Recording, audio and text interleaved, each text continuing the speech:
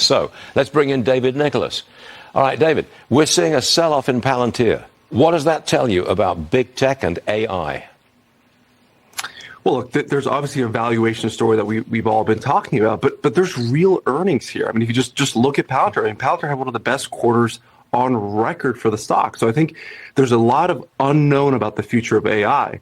But what we do know is what companies are spending. I mean, the amount of money that will be spent on the next 12 months on AI and data centers by the big large cap companies will continue to drive AI higher. I mean, you look at Palantir, Stuart, yeah, it's a rich valuation, no question. But what valuation do you put on the safety of the free world? I mean, that's the work Palantir is involved in. You're going to pay a premium, but I still think the stock goes higher. Is that what an investor thinks about when he or she puts money into Palantir Technologies, the future security of the earth? You don't think in those terms. You think, that's a huge valuation. I think it's too much.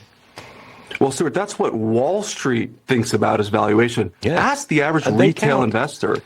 Well, ask your viewers, Stuart, that watch the show. They put money behind companies they believe in. And that goes above valuation. But yes, it's rich, no question. But there's a real business here that is more than just a valuation story, Stuart. Okay, we'll have to disagree on this one because I think most people put money where they think they're going to make money. But that's another story. Question. There have been some relatively hawkish comments from some members of the Federal Reserve Board. Relatively hawkish. Would that be enough to unravel the market?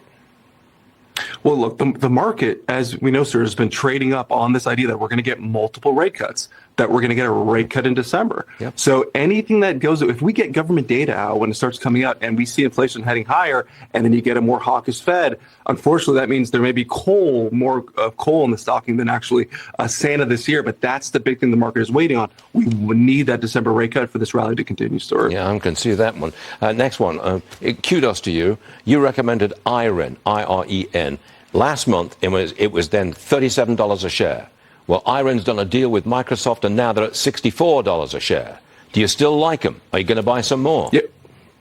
Still like the stock. This is a $100 plus stock, Stuart. They have a wide advantage here. Why? Because they have their own access to clean energy. A lot of these other AI data center companies do not. This gives IREN a great moat. I think this is a money.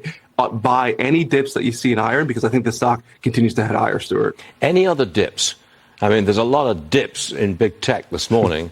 Pick one and tell me if you're going to buy it or not. Yeah, look, NVIDIA, still rich, but it's a name that you want to own. I like across the board. Google, from a valuation standpoint, is probably the most reasonable valued of the Mag 7. I think you should put money to work in. But IREN, there's another name, Stuart, called Cipher, C-I-F-R. Very similar on an AI data center play with Bitcoin play. These are the names on pullbacks. NVIDIA, IREN, Cipher, Google, we want to be putting money to work in, Stuart. You know that Michael Burry has bought 1 million puts on NVIDIA. You heard about that, didn't you? That's yeah, that's right. That's right. Hey, the earnings are real, though, and I think you'll get hurt on that, Stuart. I really do. Okay.